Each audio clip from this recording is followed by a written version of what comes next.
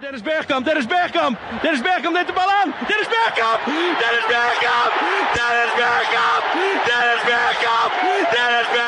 Posse de bola para Portugal, vai Éder, chuta! Gol!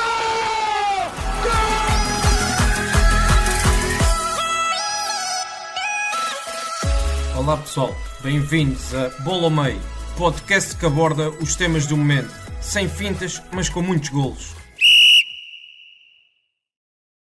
Ora boas, estamos de regresso para mais uma semana de Bola ao Meio. Nesta semana vamos trazer então as convocatórias de Sub-21 e também as convocatórias da Seleção A para os jogos que se avizinham no decorrer desta semana e da próxima.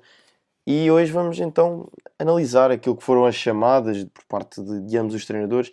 Ambas as convocatórias já sofreram alterações porque, infelizmente, houve lesões. No caso da seleção de Sub-21, Jota e Rafael Leão abandonaram para dar lugar a João Mário e Gonçalo Ramos. E no caso da seleção A, Rui Patrício deu lugar a José Sá e Pepe deu lugar a Neto. Eduardo, bem-vindo. Estás bem? Sei que estás todo contente porque, pronto, foi mais uma semana negra nas nossas apostas. Mas tirando isso, está tudo em ordem?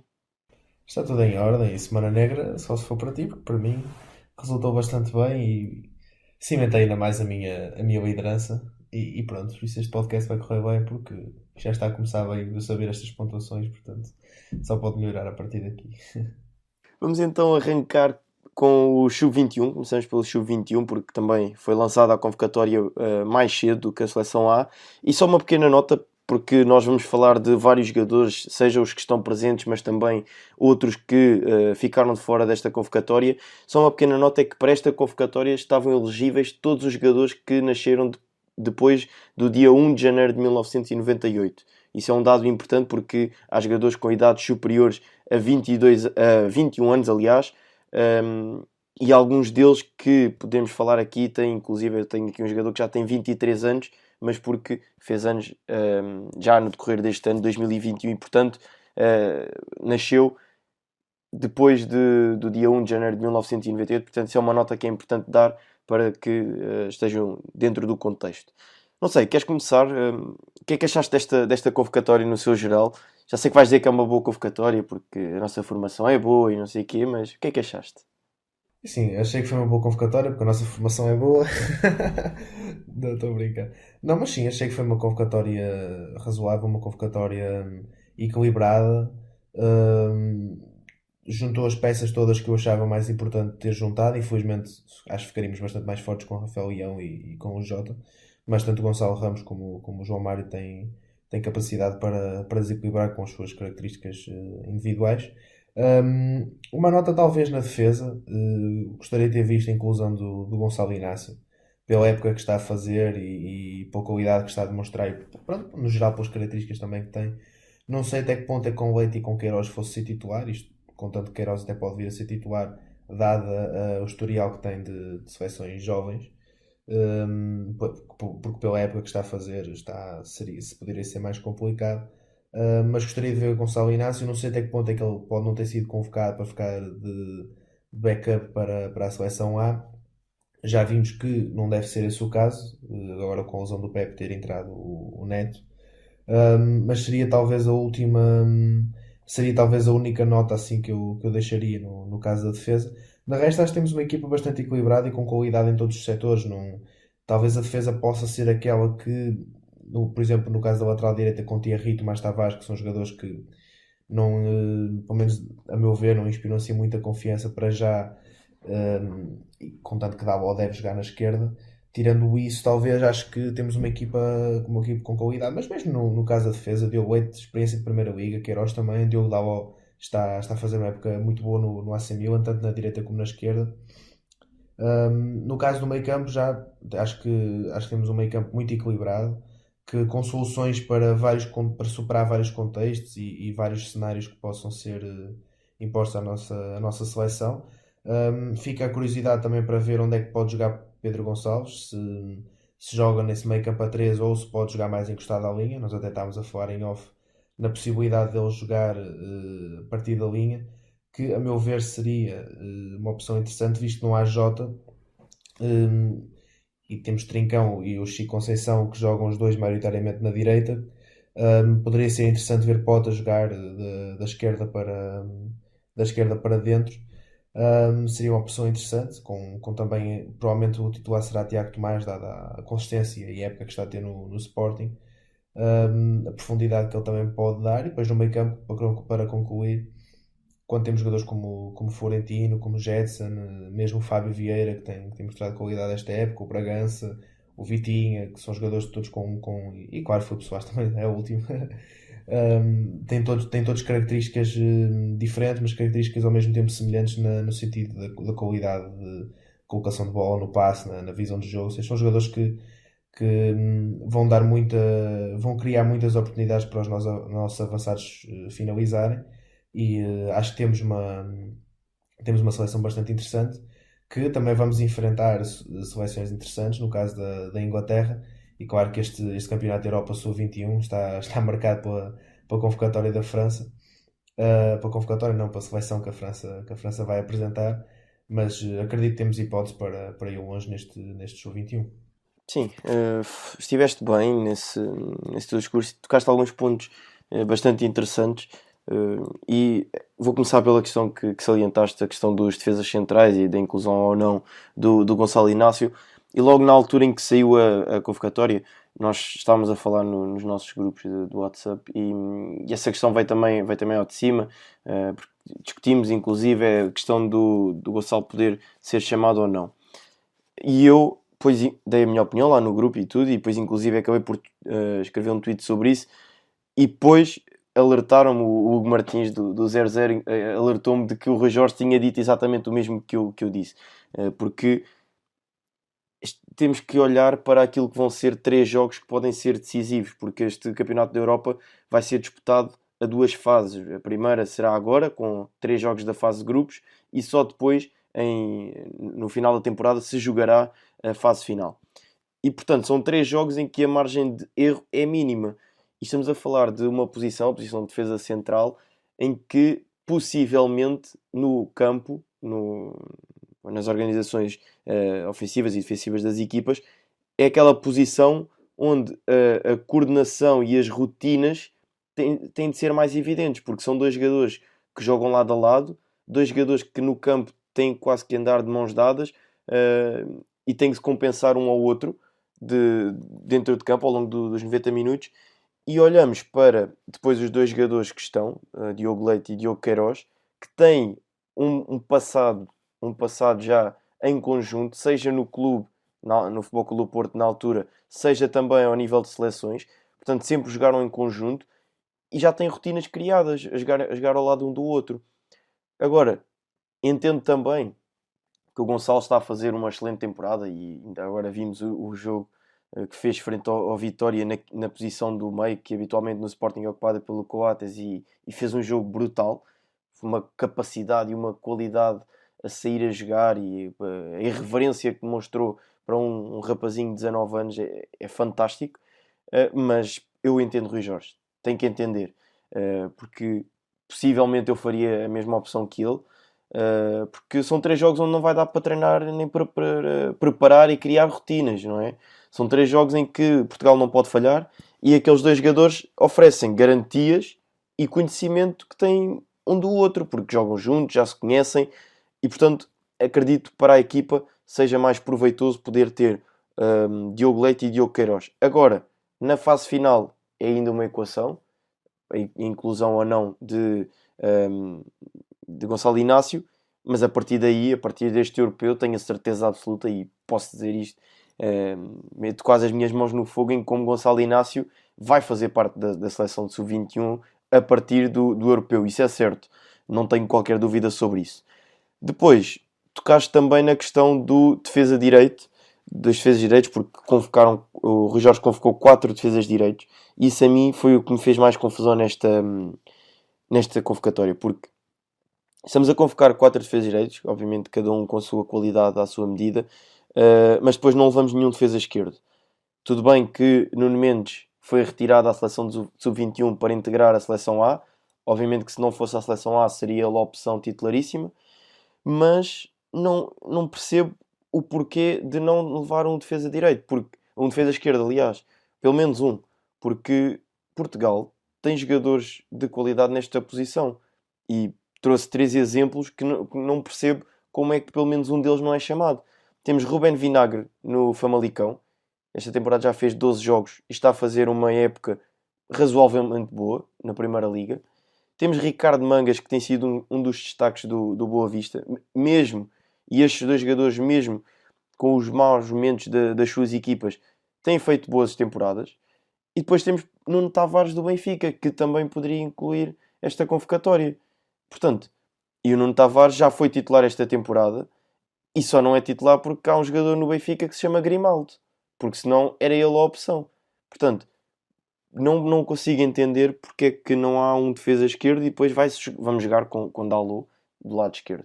Tudo bem que o Dalot também já fez a posição no Milan, mas eu preferia muito mais, atendendo também às outras opções para o lado direito, Tomás Tavares, Thierry Correia e Pedro Pereira, preferia muito mais ter um Dalot a jogar do lado direito e ter qualquer um destes 3, um Vinagre, um Mangas ou um Nuno Tavares do lado esquerdo. Sim, mas não achas que, por exemplo, a questão que falaste do Gonçalo Inácio se poderia aplicar neste caso com esses jogadores que mencionaste? Se calhar o Vinagre menos, mas o Mangas e o Nuno Tavares se calhar mais, porque eu percebo a tua ideia, mas temos que ter em consideração que o Dalot fez vários jogos esta época lateral esquerdo e é uma opção de qualidade para essa posição. O Thierry Correia e o Tomás Tavares, ok, aceito. Pedro Pereira, por exemplo, para mim, se calhar eu tirava o Pedro Pereira, aí sim, para pôr, ou até o Thierry, para pôr um defesa esquerdo, mas contando que se calhar seria o Dalot que ia jogar na mesma. Eu duvido que, mesmo até por essa questão que tu falaste do Gonçalo Inácio, porque de facto não haveria muito tempo para treinos aquisitivos, não é? Sim, eu entendo, mas lá está, foi aquilo que eu disse. A posição de defesa central, porque joga sempre com um parceiro ao lado, as rotinas são mais difíceis de criar do que a posição de um defesa esquerdo, não é? Mas eu entendo isso, mas lá está, foi isso que disseste. Por exemplo, para quê levar 4? Ok, levava 3, seja o Dalot ia sempre, depois seja Tomás Tavares, Thierry Correia ou Pedro Pereira, destes 3, escolhia 2 e incluía um defesa esquerdo para ter até, quem sabe, um backup, porque vamos imaginar que o Dalot se lesiona, tem uma infelicidade, é expulso, alguma coisa, e depois vai fazer mais uma adaptação. Aqui é que, para mim, me custa um pouco a entender neste sentido, porque qualquer um destes 3 jogadores eu via com facilidade. E o Vinagre, inclusive, fez parte da qualificação para este europeu. Ele esteve na convocatória, era ele e o Nuno Mendes. Fizeram parte da qualificação desta equipa de sub-21. Portanto, não consigo perceber como é que, pelo menos, o Vinagre a seguirmos a lógica de já conhecer o grupo e estar integrado nas ideias do treinador, seria ele, então, a integrar, portanto, a convocatória. Depois, outra questão que eu lanço é a questão dos guarda-redes, por exemplo. Temos Diogo Costa e o Max, que obviamente não são titulares nos seus clubes, longe disso, mas que a qualidade está mais do que evidenciada. Mas depois, a mim, e não é só nesta convocatória, é em todas, porque a posição do guarda-redes no clube é dificílimo jogar e, portanto, quando o guarda-redes titular está bem, o guarda-redes suplente passa muito tempo sem jogar, é assim em todos os clubes, faz parte da posição, é algo inerente à posição de guarda-redes, mas numa seleção onde vão 3 guarda-redes, para mim seria sempre assim. Eu, ao ser selecionador, teria sempre esta linha de raciocínio, que era dois deles seriam as minhas opções válidas, por assim dizer. A terceira seria a opção por mérito, por exemplo, porque é impensável os 3 poderem jogar nestes 3 jogos. Tinha que acontecer uma catástrofe para os 3 conseguirem jogar. E, portanto, para mim a terceira opção teria de ser sempre por mérito. E neste momento o João Virgínia foi titular agora porque se lesionou, o guarda-redes titular do Everton, mas não tem jogado na equipa de sub-23 em Inglaterra. Portanto, porquê não levar, por exemplo, o Daniel Figueira do Estoril, que é líder na segunda liga, tem feito uma excelente temporada, ou um João Valido do Setúbal, que também é líder no Campeonato de Portugal e que tem feito uma excelente temporada também. Portanto, porquê não dar mérito a um destes dois, ou outro qualquer que seja, outro guarda-redes, e a terceira opção ser por mérito?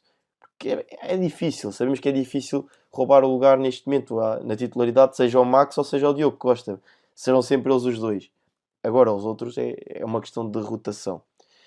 E depois, tem ainda outro central, o Totti Gomes, que era o defesa central do Estoril, sub-23 no ano passado, e que foi para o Grasshoppers na Suíça, na segunda divisão, e que está a fazer uma temporada brutal. Tem muita qualidade, e também gostaria isso é um gosto pessoal, gostaria de o ver integrar estas convocatórias. E depois, lá na frente de ataque, que gerou alguma polémica inicial, algumas críticas até, a exclusão inicial do Gonçalo Ramos, que agora foi chamado em virtude da lesão do Leão. E pronto, é isso. Creio que aqui terá sido um pouco... ele terá a passar um pouco as culpas da gestão que está a ser feita pelo Benfica, pelo seu clube, porque estava a jogar titularíssimo e a grande nível na segunda liga, passou a integrar o plantel principal e agora não tem jogado muito na equipa principal, e também não tem jogado na equipa B, portanto não está a ter muitos minutos nesta fase da temporada, e acho que acaba por sofrer um pouco na pele isso, mas felizmente ou infelizmente, felizmente para ele obviamente, infelizmente para o Leão, foi chamado, e vamos ver se não poderá ser uma surpresa, porque acho que era um jogador que também merecia integrar esta convocatória logo desde o início. E ainda falta-me falar de um jogador que é Domingos Quina, que também ficou de fora das opções e que fez todo o percurso de qualificação com esta seleção de sub-21 e que está a fazer uma boa segunda metade de temporada no Granada, na La Liga, e que também acaba por ficar de fora. Eu achava que iria ser também uma das opções para Rui Jorge. Avançamos então para a convocatória da seleção principal, e já houve mexidas, como eu disse logo de início. Portanto, saiu Rui Patrício e Pepe por lesão, entraram José Sá e Luís Neto. E então, quais são as tuas opiniões sobre esta seleção? Acredito que aqui haja mais algumas dúvidas, mais algumas questões que possam ser levantadas, mas diz-me, de tua justiça. Para já, a questão de Nuno Mendes e de Rafael Guerreiro, acho corajoso por Fernando Santos convocar o Nuno Mendes, e eu também gostaria de o convocar se fosse o selecionador. Aliás, até comentei isso com outros grupos, como falaste há pouco. Para mim, Nuno Mendes faz todo sentido ir.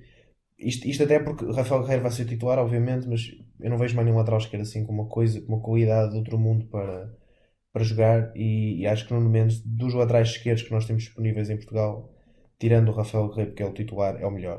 Pelo menos eu gostava de mostrar mais qualidade já quase há uma época e meia. Portanto, acho corajoso e acho que faz todo sentido a sua convocatória. Depois a questão do Cédric. Eu vi muita gente a criticar a opção do Cédric. Entendo em parte porquê. Para já o Cancelo vai jogar, e a época que está a fazer só tem que jogar. Mas a questão da convocatória para o lateral direito acho um pouco intrigante, porque Nelson Semedo não está a fazer uma época brilhante, nada por aí além, apesar de haver sempre o argumento que já conhece o grupo, que tem experiência, etc., que eu acho um argumento válido, mas que não pode ser o único argumento a ser utilizado neste tipo de casos. Ricardo Pereira, em condições normais seria convocado, mas também teve a questão da lesão, apesar de estar a começar a engatar aos poucos. Ou seja, numa perspectiva em que o Fernando Santos deve ter escolhido essas duas opções por estes ou por outros argumentos que possam ser apresentados, a convocatória do Cédric para mim faz sentido, porque o Cédric não vai ser aquele lateral que te vai surpreender e que te vai fazer estar a ver o jogo e ser o maior destaque da equipa, mas é um jogador que cumpre, é um jogador certinho, é um jogador com altos níveis de concentração, não é uma má opção, tendo em conta que vai ser um backup para o Cancelo e até para o lateral esquerdo, caso haja algum desastre, como estavas a falar. E só uma pequena nota, é que é campeão europeu. É importante frisar isso também, portanto. Agora, uma questão... Diz. Exatamente. Se bem que... Sim, se bem que há muita gente também que fica presa a essa ideia de que foi campeão europeu, então é convocado o resto da vida.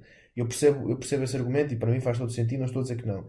Mas há que ver também um bocado para além disso, que não é só porque, pronto, mas foi campeão europeu, então vamos levar todos que foram campeões europeus. Também não pode ser assim. não era nesse sentido, não era nesse sentido que eu estava a dizer. Era no sentido de, e como disseste bem, não há dúvidas, quem vai ser o titular? O titular é Cancelo. Uma segunda opção, porque não levar um jogador que está identificado com as ideias do treinador, que conhece o grupo de trabalho e que é uma solução válida, como disseste bem, para a direita e para a esquerda. Acho que algumas críticas acabam por cair quase em desuso, porque acabam por ser sempre as mesmas e a malta continua a não entender o objetivo de uma convocatória de uma seleção e continua a não entender que, e os selecionadores fazem isso, atenção, tanto o Rui Jorge como o Fernando Santos, em jogos amigáveis, fazem isso e rodam e trazem jogadores novos, como aconteceu na última convocatória de Portugal, mas agora são jogos decisivos. São 3 jogos e uma fase que é diferente, atenção, porque nunca uma seleção jogou esta fase de qualificação com 3 jogos consecutivos. É uma fase diferente e são 3 jogos em que Portugal tem que ganhar para cumprir o seu objetivo. É só isso. E as pessoas às vezes esquecem-se um pouco disso, porque acham que a seleção é igual a um clube e é completamente diferente. Sim, concordo. Eu não estava a dizer isso do argumento dos campeões europeus, não, porque eu percebi que não foi dessa forma que estavas a dizer. Era só uma nota, porque às vezes fica muito essa ideia de que é obrigatório levar uns. Enfim, continuando. A questão dos centrais também me deixou assim um pouco. Porque, por exemplo, se fosse eu, e lá está, isto sou eu a falar, não levaria 4 centrais. Tendo em conta que há Danilo e Palhinha, porque imaginemos um cenário em que é preciso eu levava 3 centrais e Danilo. Porquê? Imaginemos que há um cenário, pá, acontece alguma coisa e tem que ir um dos médios para a central, temos o Danilo. E porquê é que isto faz sentido? Porque tens o Palhinha para jogar a 6, tens o Ruben Neves para jogar a 6. Ou seja, levar 4 centrais para mim é perder um pouco, se calhar, noutra zona do campo, que nós felizmente temos qualidade em todas as áreas, mas poderia-se levar mais uma opção que até mostrasse outro tipo de recursos, hum, e talvez deixar o Danilo, podia jogar de titular perfeitamente, mas deixá-lo como opção para quarto central. De resto, acho que pronto, na convocatória original Pepe, Rubem Dias, Fonte fazia sentido, Domingos Duarte também. Agora Neto, pronto, tem a questão do grupo e de conhecer o grupo, etc., o que pode ser importante, apesar de não ser um jogador que me inspira muita confiança, mas lá está, são opiniões pessoais. Um, no meio campo, acho que a convocatória faz todo sentido. Há a questão William, mas basta-nos abrir nas aplicações normais de resultados o perfil do William e vemos o porquê do William não ser convocado. Não é porque é um mau jogador, não é porque tem falta de qualidade, não é porque não tenha sido importante ao longo destes últimos anos com Fernando Santos na seleção, é porque simplesmente tem tido problemas esta época, pouco tempo de jogo, lesões, e o Fernando Santos tem que pensar um pouco mais além disso. E acho que fez bem na convocatória que levou. Acho que Palhinha é um pouco. Ele disse isso na conferência porque foi uma questão que foi uma convocatória que levanta muitas questões. Um, e ele propriamente disse que ia utilizar estes 3 jogos para conhecer melhor o jogador, para integrar o jogador no grupo, para ver que realmente aquilo que ele pode dar. E acho que também acho que faz sentido, porque nós até podemos pensar, ok, sai o William, costuma jogar a 8, que tem outro tipo de características que o Palhinha não tem, porque é um 6 mais puro, digamos assim, se calhar levava-se outro jogador com essas características, e o Fernando Santos não faz isso, leva o Palhinha, porque nós também temos que ver que temos o Danilo e o Palhinha para 6, e depois temos o Ruben Neves, que apesar de ser um 6, tem características diferentes, tem características que pode jogar mais ofensivo, tem passe longo, qualidade de passe, tem qualidade de remate, ou seja, não é aquele 6 puro que joga mais recuado, tem outras vertentes. Claro, é aí que eu ia chegar. O Moutinho para mim continua a ser um jogador fantástico, absurdo mesmo, tendo em conta sobretudo a idade que tem. É um jogador super certinho e que muita qualidade que ainda continua a demonstrar. O Renato também se falou muito que podia não ser convocado. Quando digo que falou muito, é das coisas que eu fui vendo nas redes sociais. Falou-se também que podia não ser convocado e eu continuo a achar que o Renato, para mim, faz todo sentido ser convocado porque é um jogador que oferece recursos que pouca gente na seleção oferece. E isso aí é sempre interessante de ter. Seja o Oliveira, dada a época que está a ter, não só pelos golos, porque fala-se também dos golos, muitos golos de penalti, eu sei que isso para mim vale o que vale, são golos que são precisos ser marcados na mesma. Dada a época que está a ter, a influência que está a ter no Porto, também faz todo sentido. Depois o resto são todos jogadores obrigatórios, até passando para o ataque, o André Silva, Jota, Félix, o Neto. O Rafa é aquela questão que também levantou algumas dúvidas. Um, Se bem que eu acho que pode ser um jogador que faz. Pode ser, não, é um jogador que faz sentido estar na seleção. Tem um perfil, não vou dizer semelhante ao Pedro Neto, mas, por exemplo, eu vejo um Rafa a entrar num jogo até mais apertado, a entrar a mexer com o jogo com velocidade, com a rapidez que tem. Se bem que, lá está, o Neto poderia perfeitamente também fazer isso. Mas lá está, a ideia do Fernando Santos também pode passar por ter um jogador como o Neto, como o Rafa, pode fazer as duas faixas, pode jogar atrás do avançado. Lá está. Vai depender muito também da ideia que ele tem. E também temos que ver que isto não é convocatória para o Euro. Isto já não é aquela convocatória final. Isto faz sentido também manteres a tua base e buscar uma peça ou outra para testares e veres aquilo que eles podem oferecer. Como de certeza é o caso de Pania, como de certeza é o caso do Domingos Duarte e como pode vir a ser o caso do Rafa. Tendo em conta como pode acabar a época no Benfica, uma possibilidade de ir ou não ao Euro. Mas sim, de resto é essa a ideia que fiquei desta convocatória.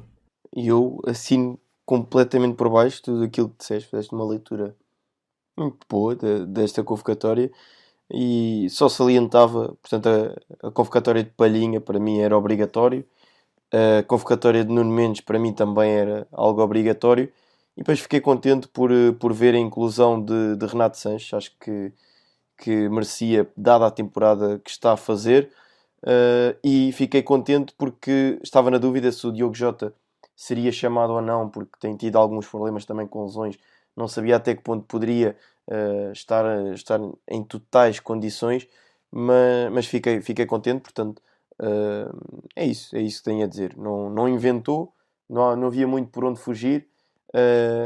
E por último, só dizer que o facto do Rui Patrício ficar de fora, infelizmente, por lesão, aquele choque que teve na cabeça,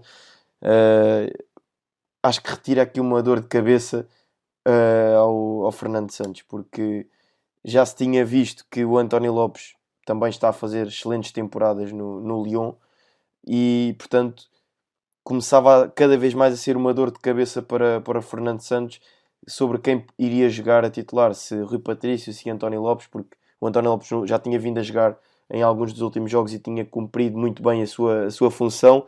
Agora enfim, com a saída do Rui Patrício da convocatória não há dúvidas.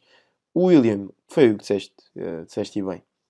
Acaba por ficar de fora porque pura e simplesmente não joga no Betis e portanto não chamar um jogador que não está a jogar no seu clube quando tem tanta qualidade que está operacional e está em grandes momentos de forma ao seu dispor, não fazia muito sentido. A questão do Rafa é ser uma solução que pode agitar qualquer jogo a partir do banco. Não vai ser titular, longe disso, mas obviamente que ter um jogador rápido, criativo no banco de suplentes é sempre bom, porque há jogos amarrados e vamos ter 3 jogos dificílimos. Jogamos contra o Azerbaijão, Sérvia e Luxemburgo. Destes 3 equipas, apenas a Sérvia poderá ser aquela equipa que se pode abrir mais para o jogo. As outras 2 equipas vão se fechar fechadinhas lá atrás e, portanto, ter um jogador criativo, rápido, que pode dinamizar e mexer qualquer jogo é sempre importante. Portanto, acho que fez bem incluir também o Rafa.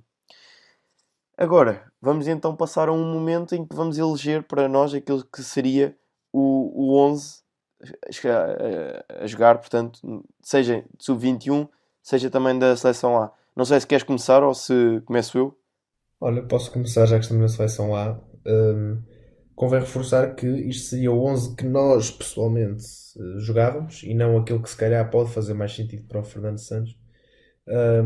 Portanto, calma com as opiniões. Sim, porque aí mudava. Portanto, o meu 11 não tem nada a ver com aquele 11 que vai jogar. Isso é importante frisar, mas vamos então. Então, eu jogava com o António Lopes, dada a lesão do Patrício, Cancelo, Ruben Dias e Danilo. Jogava com o Nuno Mendes, provavelmente, mas ok, podia ser o Rafael Guerreiro, pronto, podia ser o Rafael Guerreiro. Jogava com Palhinha e jogava com e jogava com deixa-me pensar aqui um bocadinho para eu arriscar aqui qualquer coisa. Pronto, ok, sim, jogava com Palhinha. Para ser mais conservador vou dizer o Ruben Neves, se bem que o Sérgio também podia encaixar aqui. Isto uma espécie de um 4-2-3-1, digamos assim. Depois esquerda jogava com Jota, direita jogava com pois complicado aqui. jogava com o Bernardo na direita, podia ser. Se bem que o Bernardo podia jogar a média, também era fixe. Não, mas o Bernardo na direita, Bruno, e depois o Bruno atrás do Cristiano. Isto é sempre complicado, porque deixa-se de fora Félix, deixa-se de fora André Silva, deixa-se de fora o Renato. Isto depois eu podia ter repuxado aqui um 3-5, um 3-4-3 e punha aqui várias peças interessantes, então, assim para inventar um bocadinho. Mas acho que seria um 11 interessante, acho que seria um 11 com equilíbrio, no caso do meio campo. O Bruno jogando ali atrás do avançado é onde ele joga melhor. Com Cristiano com apoio nas faixas, jogadores que jogam bem por dentro, com laterais que jogam bem abertos, dão boa profundidade.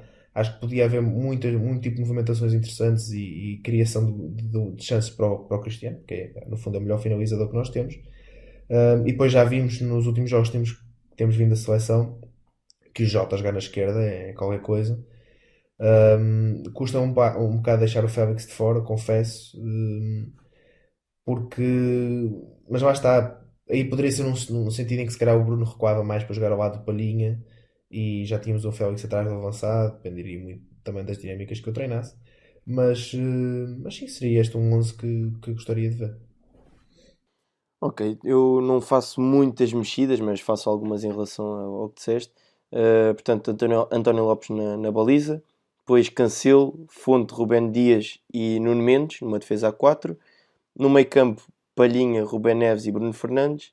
E depois na frente de ataque, o Bernardo, o Jota e o Ronaldo. Portanto, não fugiria muito daquilo que é a base da seleção.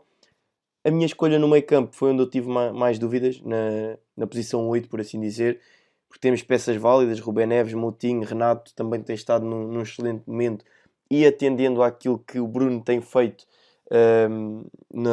portanto, no United, onde tem ficado muitas vezes na frente e descurando um pouco mais o seu trabalho defensivo.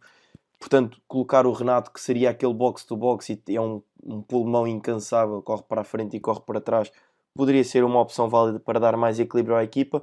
Mas vou apostar no Ruben pelo seu momento, está a fazer uma época extraordinária também e dá seguranças defensivas e ofensivamente é um jogador também com capacidade. Depois, atendendo aos dois laterais que eu colocava a jogar, o Cancelo e o Nuno Mendes, dois laterais com características muito ofensivas, e eu metia o Palhinha porque defensivamente tem sido aquele polvo que nós temos visto no Sporting, e depois eu aqui tinha uma opção interessante que era colocar o Bernardo e um jogador que não está aqui, que era o Pote. Portanto, colocar o Bernardo e o Pote como interiores e dar aquele corredor todo para o Cancelo e o Nuno Mendes correrem metros porque correm com facilidade, e eles a jogarem nas costas do Cristiano Ronaldo, para mim era ouro. Mas enfim, não está o Pote, portanto eu colocava o Jota, que também faz isso tranquilamente, por dentro e por fora, tem uma qualidade fantástica. Portanto seria esta a minha opção. Mesmo o Félix, né? Pode fazer essa posição de jogar mais interior. Pode, mas depois lá está essa questão, é que o facto de teres os dois interiores é um pouco aquilo que se tem visto no Sporting, é que tu com dois interiores tanto podes jogar por dentro e por fora, e eu não consigo ver o Félix a jogar a partir da linha. Acho que perde muito daquilo que é a sua essência e que tens que alternar, porque tão depressa o teu lateral não sobe e tu vais ter que abrir e jogar a partir do corredor, como depois o teu lateral sobe e tu vais ter que jogar em espaços interiores, e aí sim, aí o Félix é exímio, e para mim ele tinha que jogar sempre a 10, nunca à ponta de lança, nunca a extremo. Para mim o Félix é um 10, mas portanto não o colocaria nesta posição dada essa necessidade. Eu colocá-lo seria a fazer de Bruno Fernandes, portanto o trabalho que o Bruno faria neste meu 11 seria um pouco o que o Félix fazia, lá está, depois aí com Renato, com Ruben, Moutinho, poderia variar, mas seria um pouco ali o apoio a Cristiano Ronaldo. Mas acho que é isto. Vamos então avançar para o 11 do Sub-21 e agora posso começar eu, já que deste o primeiro da seleção A, eu digo agora o de Sub-21 primeiro. Então, Diogo Costa na baliza, depois Tomás Tavares à direita, Queiroz e Leite, Dalot à esquerda, no meio campo Florentino, Jetson e Daniel Bragança, e depois na frente de ataque Trincão, Pote e TT. Este seria o meu 11 para começar em forma este Campeonato da Europa e batermos logo a Croácia para depois arrumarmos com os ingleses. Ora bem, gosto. Eu jogaria também com Diogo Costa, jogava com o Dalot na esquerda, Na direita, posso dizer um Thierry, pronto. Depois Queiroz, Leite, meio campo a 3 com Florentino, Jetson e Fábio Vieira, que acho que dúvida-se cá entre Fábio Vieira e Bragança. Depois frente de ataque com Chico Conceição na direita, Pote na esquerda e Tiago Tomás no meio. Isto porque há Gonçalo Ramos, se bem que Tiago Tomás para mim tem que ser titular porque tendo em conta a época que está a fazer no Sporting, não só pela qualidade, mas também pela consistência. Depois, a questão do Pote na esquerda pode levantar dúvidas. Isto é o que estamos a falar da questão do Chico e do Trincão, de um deles jogar à esquerda. Se houvesse o Jota, pronto, era diferente. Mas a questão do Pote, que eu gosto de o ver no Sporting a jogar como interior esquerdo, se bem que na esquerda não íamos ter o Davó, teria mais preferência de puxar para dentro por causa do pé direito. Daí também ser um pouco difícil essas dinâmicas, mas acho que na mesma seria a opção mais sensata a meu ver. E depois, porque o Chico Conceição em detrimento do Trincão, são preferência pessoal, digamos assim. Acho que o Trincão é um craque, mais que se calhar mais jogador do que o Chico é agora. Mas acho que sempre vejo o Chico entrar no Porto fico maravilhado e gostava de o ver assim a titular. Vamos então avançar porque o nosso tempo já se está a passar, está a ficar curto e ainda temos vários temas para falar. E avançamos então para a equipa da semana e escolhemos então aqui o Famalicão de Ivo Vieira, que em 2 jogos conseguiu um empate com o Braga em casa e depois foi até à Madeira vencer o Marítimo por 4-0 numa excelente jogatana do Famalicão. E eu trouxe aqui só assim 3 11 do Famalicão esta temporada, portanto, só para explicarmos um pouco aquilo que são as diferenças. E trouxe o último 11 do João Pedro Sousa, frente ao Nacional, uma derrota por 2-1 na Madeira, em que jogou com o Luís Júnior, Patrick William, o Babic, o Queiroz e o Vinagre. Depois no meio campo o Ugarte, o Assunção, o Gustavo Assunção e o Kraev. E depois na frente o Heriberto Tavares, o Ivo Rodrigues e o Anderson Oliveira. E jogou num 4-2-3-1. Depois passou para Silas, e o último 11 do Silas, frente ao Boa Vista, uma derrota pesada por 3-0 no Bessa. E jogou com um 5-2-1-2 com Gil Dias, Richelli, Diogo Queiroz, Babic e Vinagre, Lukovic, Pepe Rodrigues e Ugarte e depois Alexandre Guedes e Heriberto Tavares na frente. E agora o último 11 do Ivo Vieira na Madeira, uma vitória por 4-0 frente ao Marítimo. Curiosamente estes 3 jogos foram fora de portas, portanto o fator casa é inexistente nestes 3 11. E jogou num 4-1-4-1 com o Luís Júnior na baliza, Diogo Figueiras, Richelli, Babic e Vinagre, Gustavo Assunção, Ugarte e Pepe Rodrigues e na frente o Gil Dias, o Ivo e o Anderson Oliveira. E portanto, para mim, estas são as premissas que eu lanço para cima da mesa, é que o Famalicão finalmente regressou ao treinador de projeto. Tudo bem que com João Pedro Sousa não estava a correr bem, poderia ser necessário, enfim, entenderam que seria necessário uma chicotada psicológica, mas optar por Silas, que é um treinador com ideias completamente distintas daquelas que tem João Pedro Sousa, para mim acho que foi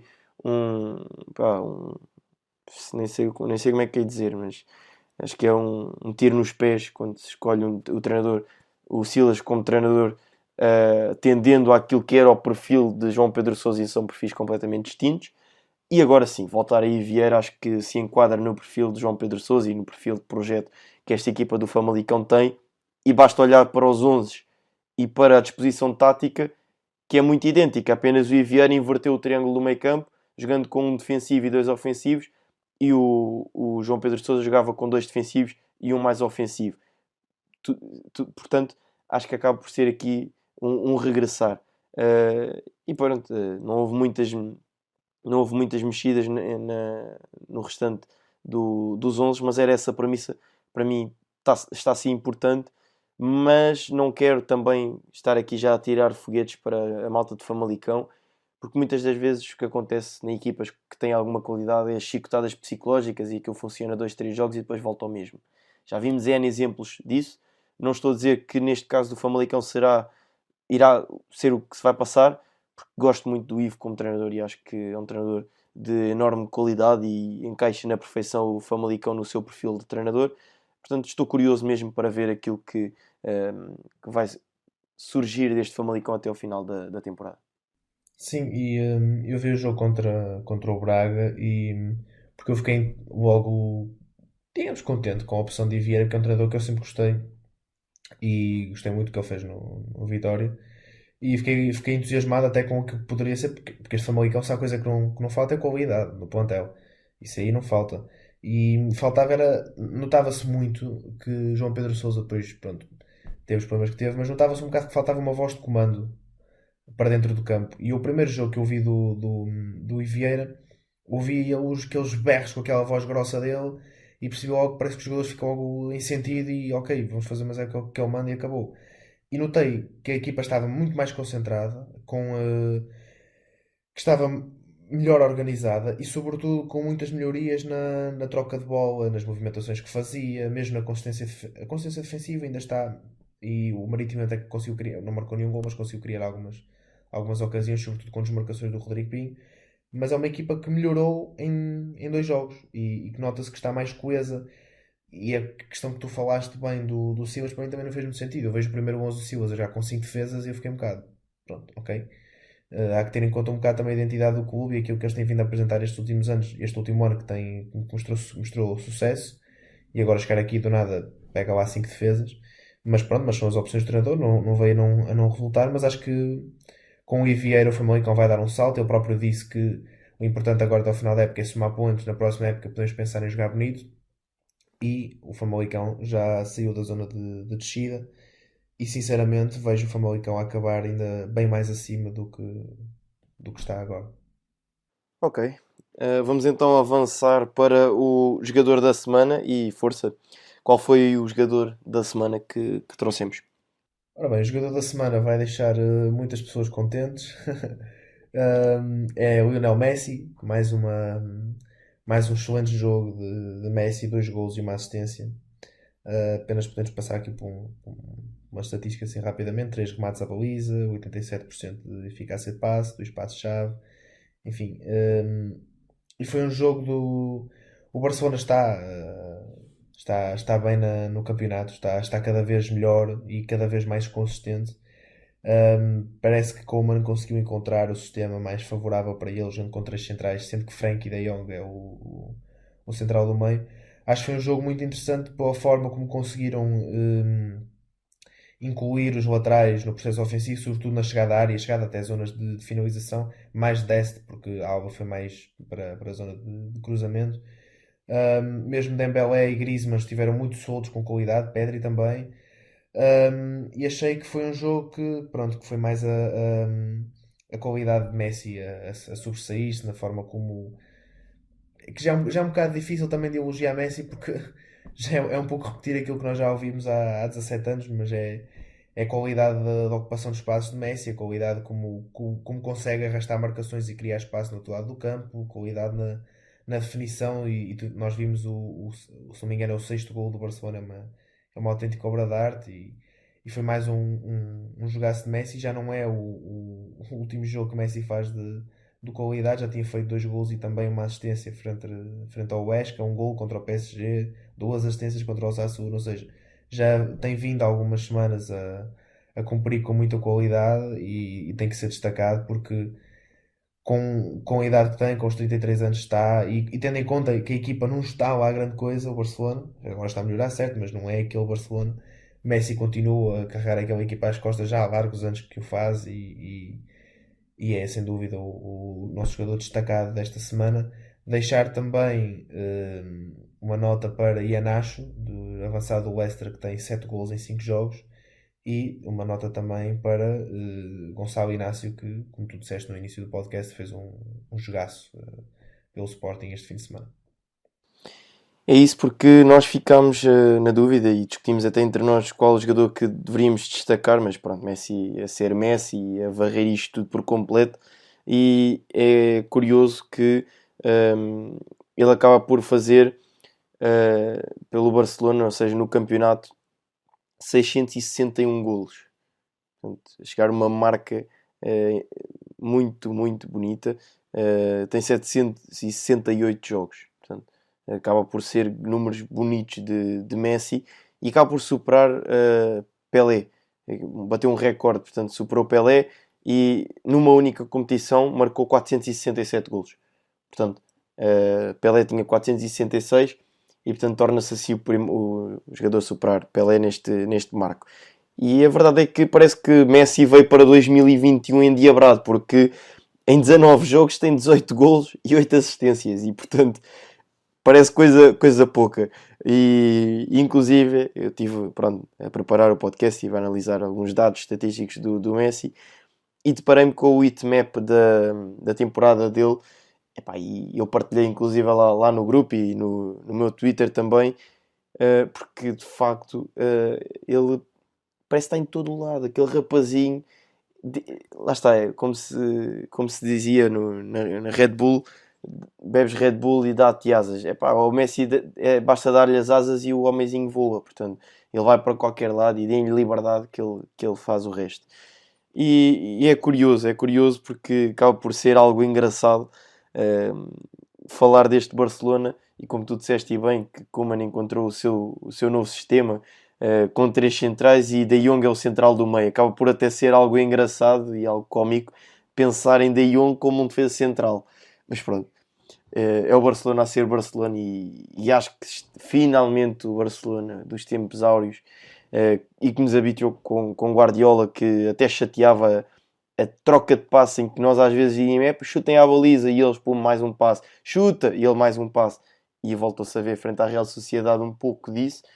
E para quem gosta do Barcelona, é sempre bom estar de volta este Barcelona. E portanto, vamos então para o momento da semana, e acho que aí não há grandes dúvidas sobre o momento da semana. Foi um momento que foi muito falado nas redes sociais e acaba por ser um momento bonito, que é um rapazinho, Dário Essu, que cumpriu o seu sonho de menino, porque ainda é um menino, 16 anos e 6 dias, e estreia-se pela equipe principal do Sporting.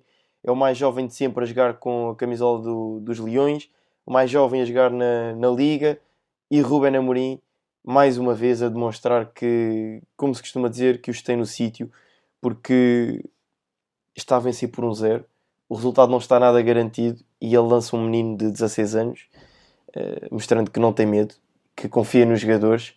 Mas aquilo podia ter corrido mal, porque se o Vitória empata o jogo, o culpado iria ser ele e as culpas iriam recair todas sobre o Ruben. Portanto, acaba por mostrar que é um treinador com coragem. E olha, vamos ver daqui para a frente o que é que este rapazinho pode cumprir. Mas aquele momento final em que acaba o jogo em lágrimas e é cumprimentado por todos os colegas, demonstra muito da sua humildade, porque acredito que tenha passado por muito, e aquilo é o cumprido o cumprido do sonho de qualquer miúdo que jogue na formação de um grande. Sim, e eu vi uma entrevista se não me engano, 2019, acho eu. Não me lembro do jornalista que o pôs, mas era alguém que estava na Sporting TV na altura, e entrevistou o Dário quando ele tinha 14, acho que tinha 14, a fazer 15, uma coisa assim. E era ele a dizer, eles tinham sido bicampeões na formação, já não me lembro qual era o escalão, iniciados, creio, e era ele a dizer, isto aqui é o Sporting, nós aqui atingimos, somos campeões porque trabalhamos imenso, é para atingir o nosso objetivo, queremos sempre ganhar. Ou seja, mesmo um miúdo de 14 anos já a mostrar uma maturidade e um discurso que não são todos que o demonstram. E depois também o momento foi muito bonito, e ele é cumprimentado por toda a gente, tipo, é consolado, mas depois continua a chorar ainda mais. Mas pronto, aquilo é a vivência lá está, o viver de um sonho. E depois também uma nota para Ruben Amorim, porque continua a mostrar ser um comunicador de excelência, que ele próprio deu a tacada dele a dizer que se os miúdos quiserem saber que se quiserem, os miúdos da formação quiserem jogar, sabem para que clube é que têm que vir, e de facto não é só palavras, é ações, e acho que foi um excelente golpe de comunicação do Ruben Amorim, e foi um momento muito bonito. Mesmo as fotos que o João Mário pôs com ele também foi bonito de ver. E a brincadeira, inclusive, eu depois também vi com o TT, para não ficar com ciúmes. E lá está, é aquilo que temos vindo a falar ao longo desta temporada, é que mostra o espírito de grupo que vai dentro daquele balneário, que que é muito bonito e de facto tem sido uma das grandes valias deste Sporting. Sim, e não podíamos, obviamente, não descartar este momento do Dário, que foi bastante importante, mas também mencionar o gol do Ricardo Nunes, guarda-redes do Varzim, que marcou de baliza a baliza, e também Bono, o guarda-redes do Sevilha, que marcou aos 94 minutos, um gol que deu o empate na sequência de um canto. Ou seja, foi um fim de semana que teve 2 gols, 2 guarda-redes. Não me lembro se isto alguma vez aconteceu na história, provavelmente aconteceu, mas assim, guarda-redes em ligas minimamente conhecidas. Acho que não, eu não me lembro, desde que vejo futebol, não me lembro disto acontecer. Portanto, foi um fim de semana também marcante neste sentido.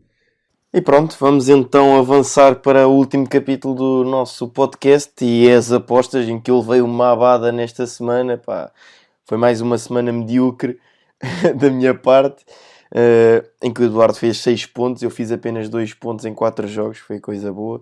E portanto o Eduardo está em rondas a vencer por 3-1 e em pontos tem 13, eu tenho 9, portanto vai na liderança. E esta semana, como falámos em seleções, vai haver seleções. Nós centrámos apenas e só nos jogos de Portugal. Portanto, 2 jogos de Seleção A e 2 jogos do Sub-21. E vamos começar. Portugal-Azerbaijão. Estou a falar da Seleção A, os 2 jogos da Seleção A. Portugal-Azerbaijão, eu vou dizer 2-0 para Portugal. Não sei porque é que estás a menosprezar a nossa seleção e a nossa capacidade. Eu vejo Portugal a dar um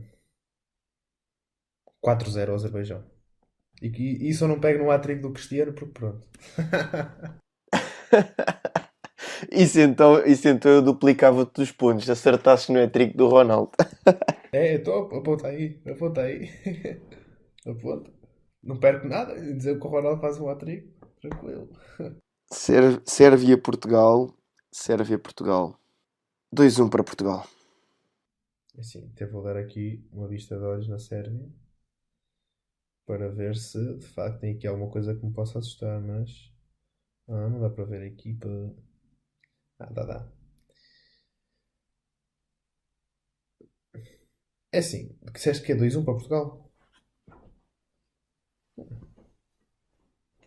3-1 para Portugal. Deixamos que eles marquem primeiro, que é para depois acabar com eles. Ora bem, Sub-21, Portugal, Croácia, tenso, 2-1 para Portugal. Ok. 1-0 para Portugal. Portugal-Inglaterra. Assim, eu vou dizer aquilo que estou mesmo a sentir e é chato dizer isto, mas 2-1 para a Inglaterra. Ok. Epá. 1-1. Vou botar no empate. 1-1. Ok. Então, está feito. Já sabem. Passem nas nossas redes sociais para assim, apostarem quem vai ser o vencedor. Porque, enfim, não está fácil para mim. Esperemos que Portugal me dê alegrias e eu consiga acertar todos estes resultados. Seria positivo. Espero que tenham gostado e nós voltamos para a semana. Até lá. Fiquem bem.